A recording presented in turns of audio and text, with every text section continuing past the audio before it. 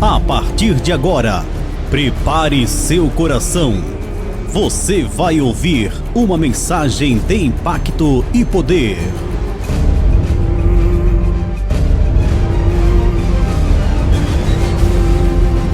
Prepare seu coração. Ministrada pelo pastor Gerson de Amorim.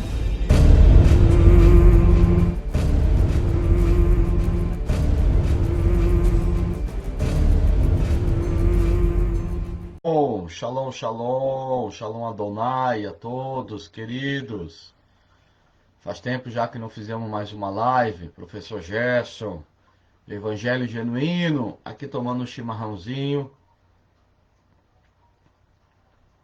Essa manhã maravilhosa, querido, aonde queremos compartilhar com uma palavra que arde em nosso coração, uma palavra de iluminação, uma palavra de ensino, que abrange, que desabilita toda a religiosidade e nos faz encararmos a realidade bíblica de uma forma mais desconectada de todas as heresias, desconectada de toda a força, de toda a alavanca religiosa que coloca sobre nossos olhos, né, queridos, algumas traves para que não venhamos ver a verdade.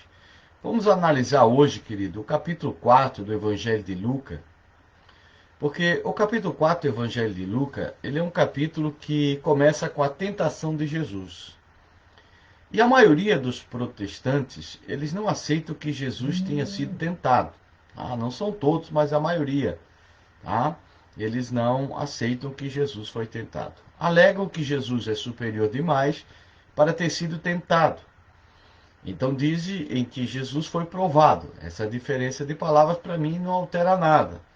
Jesus em tudo foi tentado. Ele não foi provado. Em tudo ele foi tentado. Porque não existe tentação se não há possibilidade de se tentar. Isso é lógica e qualquer pessoa inteligente vai entender isso. A tradução da Bíblia que eu estou utilizando hoje é Almeida Revista e Atualizada. A Bíblia traduzida por João Ferreira de Almeida foi a primeira tradução da Bíblia para a língua portuguesa há mais de 300 anos. E era uma tradução cheia de erros. A versão atual foi concluída em 1959. É a versão mais utilizada pelos protestantes no Brasil e foi inclusive recomendada oficialmente pela CBB, Sociedade Bíblica do Brasil, ou seja, Almeida Revista e Atualizada e também é fiel, tá certo? As religiões tradicionais, meu querido, nós estamos aqui um chimarrãozinho bem muito bom. As tradições das religiões têm Jesus como Deus, tá? Eu não posso conceber essa ideia, até porque Jesus nunca nos disse que era Deus. Quem disse isso foi o concílio, né, de Laodiceia, no canetaço, pela uma decisão humana, sem influência nenhuma de Deus, e para mim, sem influência nenhuma das Escrituras, a não ser através de adulterações e negacionismo exegético sincero e verdadeiro.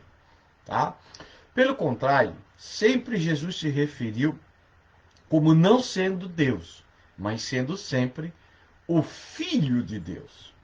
E o que é lógico, amados, tá? Você que está sendo impactado nesse momento com essa mensagem, não fique triste. O que é lógico, particularmente, acredito que Jesus contasse com o auxílio do Espírito Santo que os ajudaria em sua tarefa. Jesus disse, pelo que o Senhor me ungiu. O Senhor me ungiu. O Senhor me ungiu, não o Senhor ungiu a si mesmo. O Senhor, o Pai me ungiu. Então, ele não é Deus. Deus o ungiu. Deus o capacitou. Simples de entender? Sim. Mas a religião te algema para que a tua mente seja condicionada a acreditar que Jesus também é Deus. Nos diz o texto que Jesus foi conduzido pelo Espírito Santo durante 40 dias no deserto, sendo tentado por quem? Por quem? Pelo diabo, diz a religião.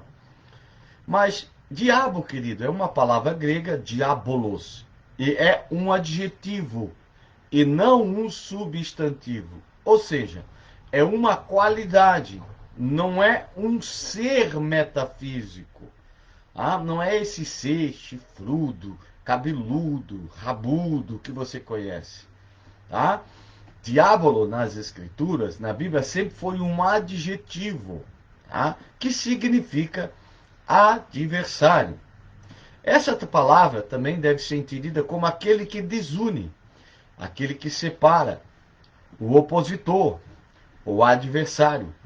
A palavra hebraica Satanás, que tem o mesmo sentido, algumas vezes é traduzida por diabo, né? Diabo, querido, ou Satanás, não são seres, são qualidades. Diabo ou Satanás é o antagonismo entre o corpo e o espírito.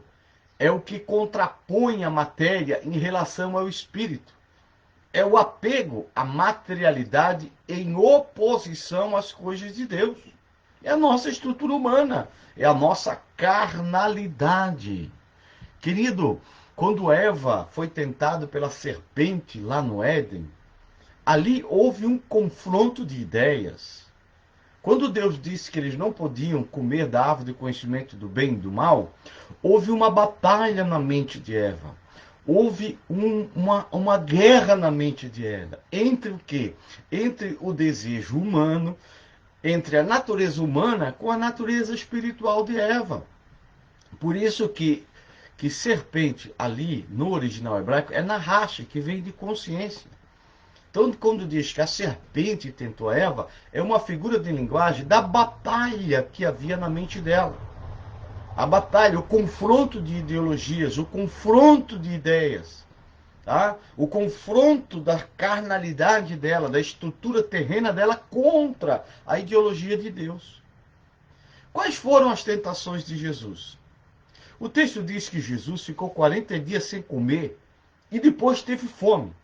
Então Jesus foi tentado, primeiro, a transformar a pedra em pão. Depois ele foi tentado a obter todo o poder e a glória sobre todos os reinos do mundo. E por último, ele foi tentado a se atirar de cima do pináculo do templo. O que representa essas três tentações? Essas tentações foram verdadeiras batalhas, verdadeiros combates no campo dos pensamentos e ideia. Ou seja, fortes ataques opositores na mente de Cristo, como o egoísmo, como o orgulho e como a vaidade, certo? Querido, o egoísmo de transformar a pedra em pão, visando o quê? A saciedade dos sentidos e desejos da carne. Jesus passou por isso. O orgulho do poder e da glória de estar acima de tudo e de todos, de ser rico e famoso. A vaidade de se atirar de cima de uma grande altura, achando que nada aconteceria, se achar invencível, capaz de qualquer proeza, se achar o gás da coca, a última bolacha do pacote. Jesus foi tentado a fazer isso. Jesus foi tentado, querido, também pela cobiça dos olhos, pela cobiça da carne e pela soberba da vida. Querido, em 1 João 2, 15 e 17 diz: não ameis o mundo, nem as coisas do mundo. Se alguém ama o mundo, não está nele o amor do Pai. E o 16: porque tudo que há no mundo, olha, concupiscência da carne, desejar transformar pedra em pão, a concupiscência dos olhos, olhou para todos os reinos, né? Querendo ter toda a glória em todos os reinos. E Jesus disse: não vou me dobrar a ti, não vou me render aos meus desejos para ganhar todos a glória desse mundo. E a soberba da vida, tire daqui para baixo, né? Que Deus ordenará aos anjos que te guarde. Então Jesus foi tentado pela cobiça da carne, pela cobiça dos olhos e a soberba da vida. Tá? E todas essas coisas, João diz que não procede do Pai, mas do mundo. O mundo passa com as suas concupiscências, mas quem cumpre a vontade de Deus permanece para sempre. Então, querido, o que é cumprir a vontade de Deus? Cumprir a vontade de Deus é resistir o diabo, resistir seus desejos, resistir à tentação, resistir à cobiça dos olhos, resistir à cobiça da carne e resistir à soberba da vida. Esse é o verdadeiro Satanás. Esse é o verdadeiro Satã interior. Porque Jesus diz que é do interior do coração do homem que procede todos os maus desígnios. Não é de fora do homem. Não é de um ser chifrudo, rabudo, vermelho, de fora, que faz com que você, querido, pratique o mal. Não. É de dentro de você que saem essas coisas. Por quê? Porque você foi criado com uma estrutura humana, terrena e uma estrutura espiritual. E estas duas se contrapõem. Então, querido, o teu lado espiritual vai contrapor o teu lado carnal. E o teu lado carnal vai contrapor. E essa é a grande batalha entre, querido, o teu espírito contra o teu Satã. Então não existe esse ser imaterial. Isso é uma criação religiosa para te amedrontar, manipular, enganar e fazer comércio da sua fé. Em São Mateus, capítulo 4, versículo 8 ao 11, Jesus foi tentado pela cobiça dos olhos. O demônio transportou uma vez mais ao monte muito alto e lhe mostrou todos os reinos do mundo e a sua glória, e disse-lhe: eu te darei tudo isto se prostrando-te diante de mim me adorares. Respondeu-lhe Jesus: para trás, Satanás, pois está escrito: adorarás ao Senhor teu Deus, e só a ele servirás. Adorarás só ao Senhor teu Deus, e só a ele servirá. Em seguida o demônio deixou, e os anjos aproximaram-se dele para servi-lo. Então, tudo isso foi no campo do pensamento, tá bom? Em São Lucas, capítulo 4, versículo 5 ao 8, diz que Jesus foi tentado pela cobiça dos olhos. Diz que o demônio levou em seguida a um alto monte e mostrou-lhe em um só momento todos os reinos da terra. E disse-lhe: eu te darei todo este poder e a glória desses reinos, porque me foram dados e dou-os a quem quero. Portanto, se prostrares diante de mim, tudo será teu. Jesus disse-lhe: está escrito: adorarás o Senhor teu Deus e a ele servirás. Entendeu, querido? Então nós estamos aqui, tá? Eu fiz aqui, querido, essa é uma declaração de Deuteronômio capítulo 6, verso 13, duplicadamente, para dar essa ênfase para você, como que Jesus foi tentado no campo das ideias. Como que o diabo poderia arrastar Jesus se isso fosse literal? Você acha que o demônio estava lá no deserto com Jesus? Como que ele iria sair arrastando Jesus pelos pés e levando ele até o alto pináculo? Tudo isso aconteceu na mente de Cristo, no pensamento de Cristo, querido. Essa é a maior prova. O próprio texto está dizendo que isso foi, querido, no campo dos pensamentos, das ideias, da natureza humana de Cristo contra a sua natureza espiritual, para que ele viesse a pecar, para que ele viesse perder o direito de ser o Machia, de ser o Salvador, querido. Isso é que você precisa entender, tá bom? Acerca da tentação, E tudo isso, querido, que aconteceu com Jesus, ficou registrado sob as palavras e atos de Jesus, que contém ensinamentos que foram cuidadosamente elaborados para ele. Se você é cristão, de qualquer denominação religiosa, você há de convir que tudo na vida de Jesus e todos os seus passos foram cuidadosamente calculados, e sua tentação nos oferece ensinamentos profundos.